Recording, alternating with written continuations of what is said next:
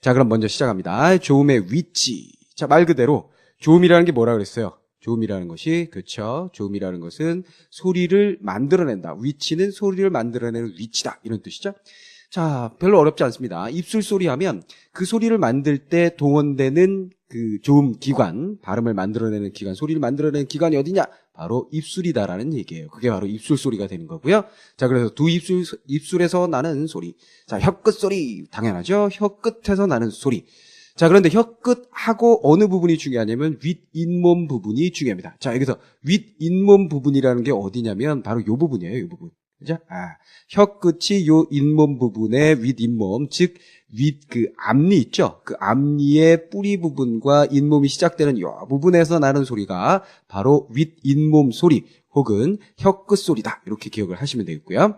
자, 그 다음에 구개음 소리, 혓바닥과 경구개 사이에서 나는 소리 그랬어요. 자, 요건 또 어떻게 나는 거냐? 경구개, 지난 시간에 얘기했었죠. 여기 뼈가 있어서 단단한 입천장 부분이다 그랬어요. 입천장, 단단한 입천장 부분. 그 부분에 혀의 중간 부분이 다 떨어지면서 나는 소리. 무슨 말인지 알겠죠? 그게 바로 구개음이 되겠고요. 그래서 요 중요한 것은 혓바닥과 그 다음에 경구개 사이에서 나는 소리다. 자, 연구개음.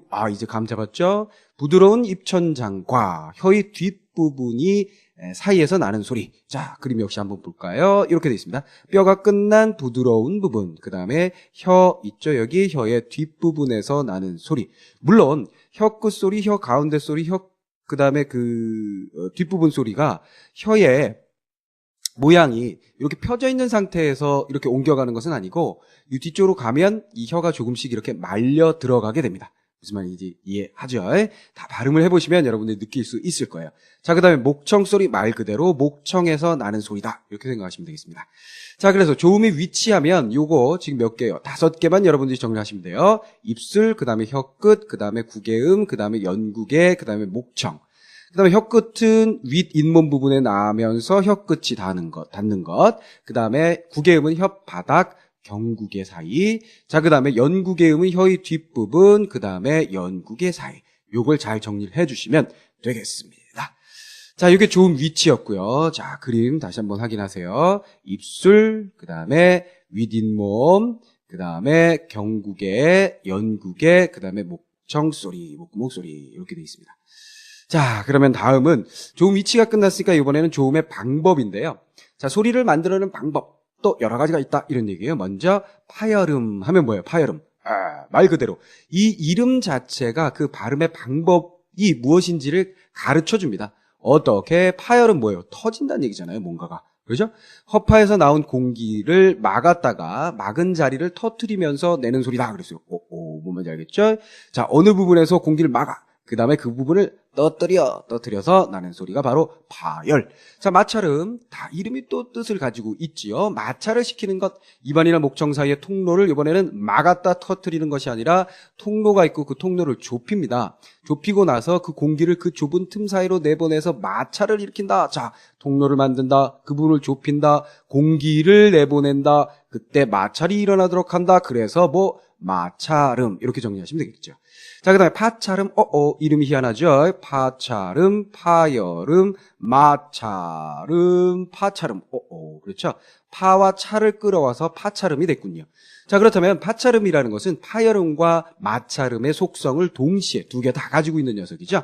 막았다가 서서히 터뜨립니다. 그리고 마찰을 일으킨다. 파열음의 특징과 마찰음의 특징을 동시에 가지고 있는 것. 자, 그 다음에 비음, 이것도 쉽죠?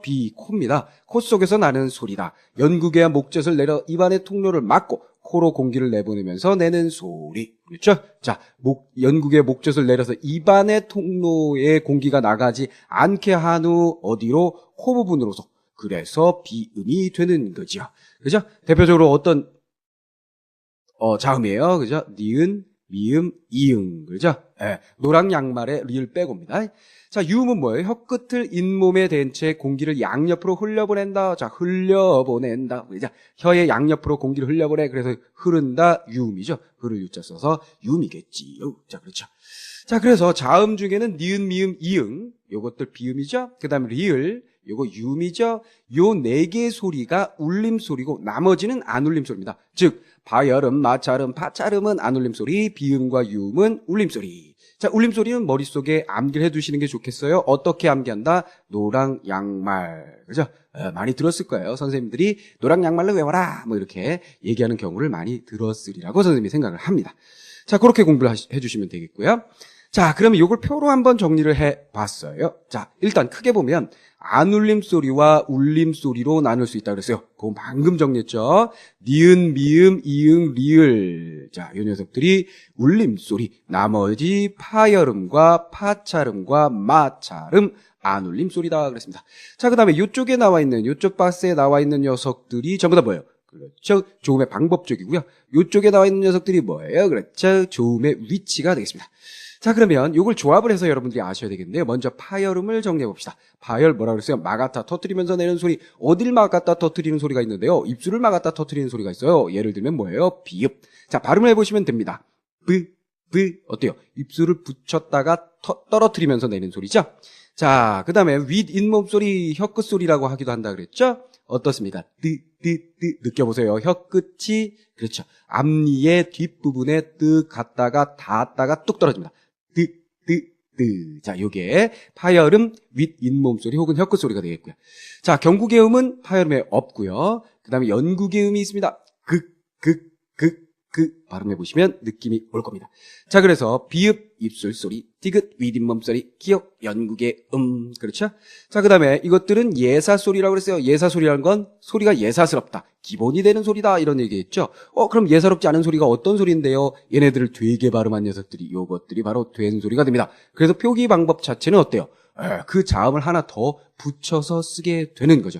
자, 이런 것들이 바로 우리 한글의 우수성이라고 볼 수가 있습니다. 즉, 발음의 연관성이 있는 녀석들의 모음을 같게 만들고 또 된 소리는 같은 방식으로 만들어 줌으로써 암기하기 쉽고 정리하기 쉽고 글자의 수가, 머릿속에 집어넣어야 할 글자의 수가 적게 되는 거죠.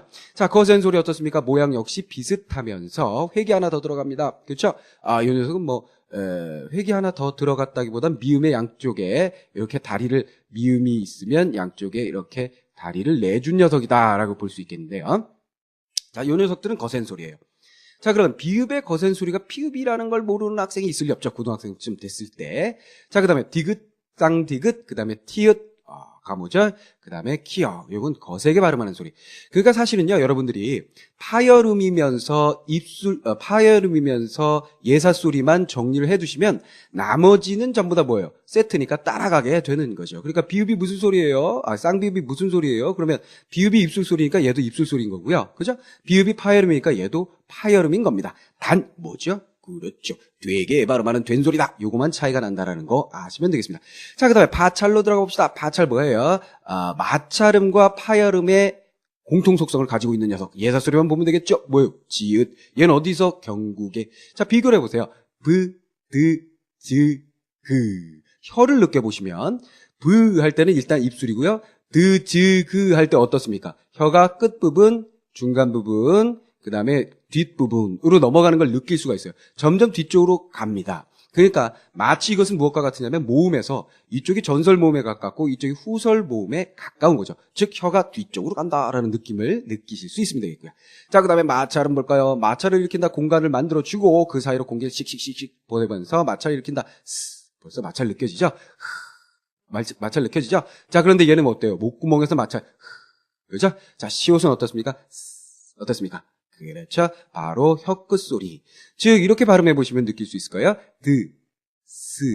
같은 위치에서 발음이 됩니다. 그러나 발음하는 방법에 약간 차이가 있죠. 붙였다 떨어지죠.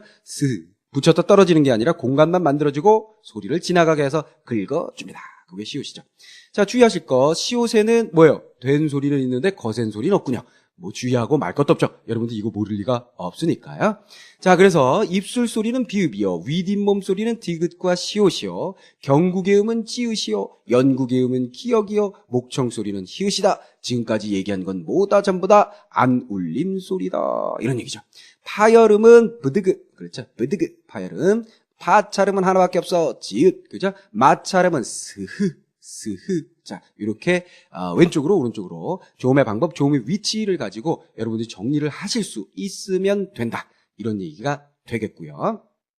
자, 그 다음에 울림소리 볼까요? 비음 보세요. 부하고 똑같죠? 무 같은 위치에서 발음이 됩니다. 대신 얘네들 뭐예요? 입보다는 코 속에서 비강에서 소리가 나는 거고요. 자, 그다음에 니은 발음해 보세요. 느느느느느 어때요? 드, 느 같은 위치에서 발음되는 거 느껴지죠? 그다음에 기억 보세요. 같은 위치에서 발음이 됩니다. 그런데 미음, 니은, 노랑, 양말 중에 릴 빼고 이 세 녀석은 모두 다 콧소리다. 그런 얘기죠.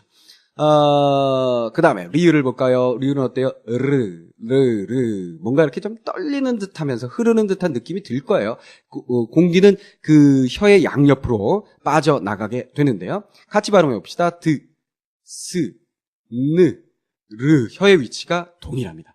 자, 그래서 이 녀석들을 모두 합해서 뭐라고 한다? 윗잇몸 소리 혹은 혀끝 소리라고 이야기한다라는 거 생각하시면 되겠습니다. 뭔 말인지 알겠죠? 다시 한번 그림 보면서 생각해 보세요. 그죠?